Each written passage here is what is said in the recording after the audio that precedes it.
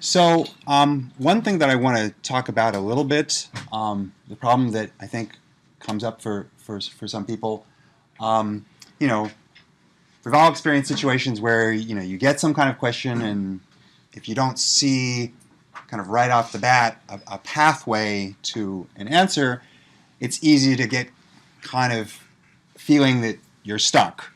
Um, and in particular, I think that is sometimes an issue for this class because we're trying to ask questions in a somewhat different way. That is to say that we're not just kind of defining, here are a few categories of standard problems and, just like repeat these over and over again until you're ready for the midterm and you'll get, 5 of those on the midterm. Instead, to a certain extent, the questions should be sort of, conditionally independent of the training given the underlying concepts. Um, so, there is new things to think about rather than just remember. So I guess one way of saying this kind of problem that I'm kind of warning you against here is, people who are used to kind of training on categories of questions through repetition to kind of saturation, they look at a question and they want to sort of remember how to solve it. It's like, I've trained on this, so, I recognize this question, I know how to solve it. That can get you into trouble because if you look at a question and you don't immediately remember, okay, I know the solution strategy for this problem, there's a feeling like, oh my God, I don't know what to do. And people can get stuck in that situation. So what I really want to counsel you to do and try to practice a little bit today is don't try to remember the answer. Instead, just think about what you're being asked. And I would submit to you that in many or most of the situations where someone feels stuck, unsure of where to start, it's not the case that they actually don't know anything relevant to the question. Actually, they do.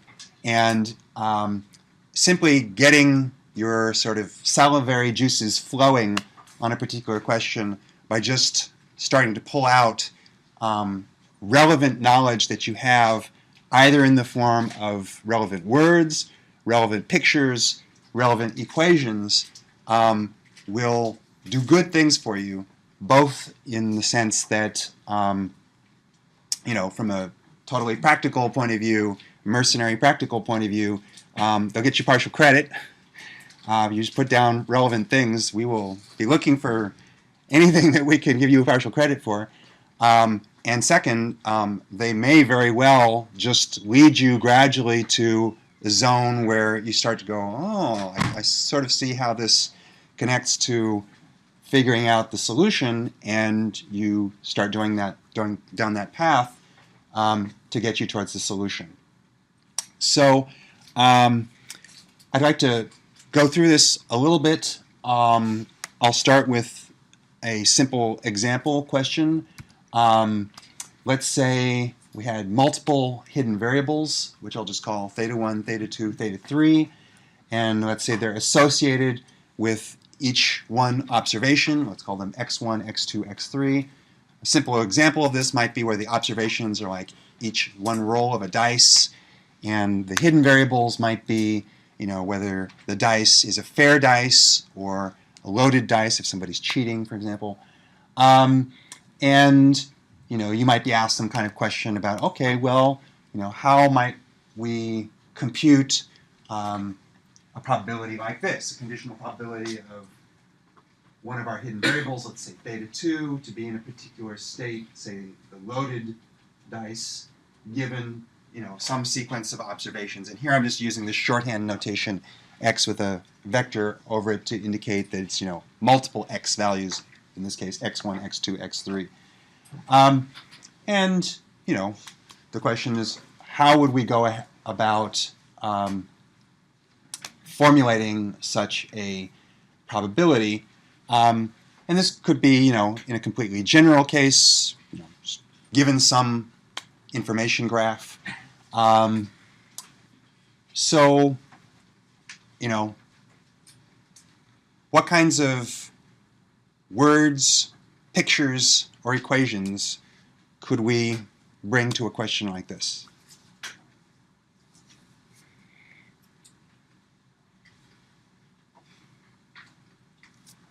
You could draw a graph from thetas to their respective observations. Mm-hmm. Right. So in a question like this, you might be given some explicit information graph, and then you could use that to think about the process that would get you to this probability. What about words? Are there words that come to mind in this? Absolutely, absolutely. So even just being able to put up a name for what you're being asked, turn it into words, can really help you down the path towards figuring out how to get the answer, right? So, when you hear the word posterior probability associated with this, what does that make you think about how you could get it? Bayes' law, absolutely. So, there's a very simple situation where, either just coming up with the equation, we'll use Bayes' law, or coming up with the word posterior probability, which kind of leads you towards using Bayes' law. Either of those would really, really help get you to where you need to go. I'm also going to kind of go to talking a little bit about a picture here.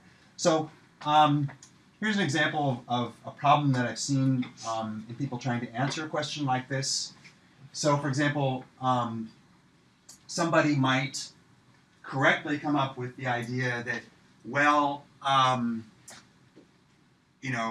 this question focused on just one of our hidden variables. So there's other hidden variables that are in play here, and what are we going to do about them? Well, one way we could deal with them would be to use summation to, basically eliminate them from the total joint probability of all of our variables.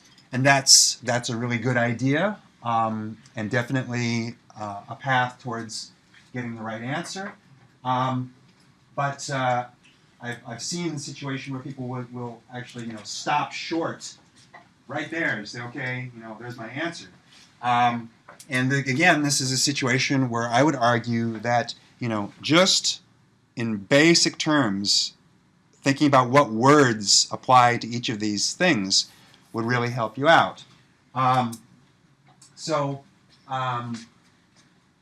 What is this?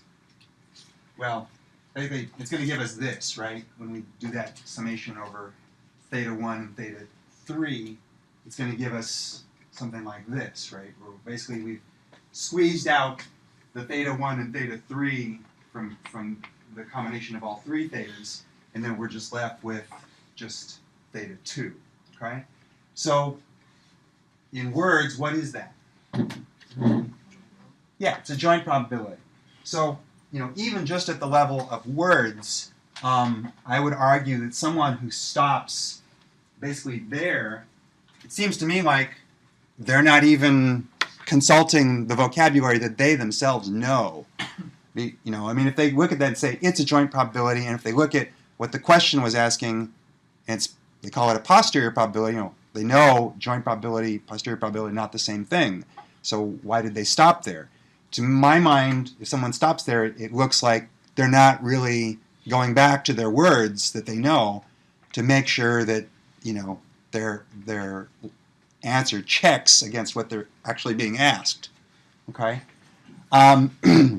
So let's say someone got through that and they said, okay, well, I've figured out how to get this, and I want to get that. How could I go about this? And you've already supplied one great path for doing that, Bayes' law. Another thing that I find really useful that I would just suggest as a picture for you to go to, again, if you're feeling stuck on some kind of conditional probability question, what's the picture that comes to mind when we talk about, conditional probabilities and joint probabilities?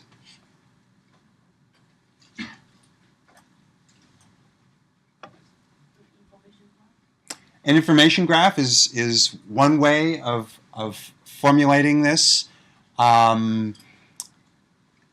Another way is like a Venn diagram. I find that this can really help whenever there's confusion about kind of direction and the relationship between joint probabilities and conditional probabilities and so on.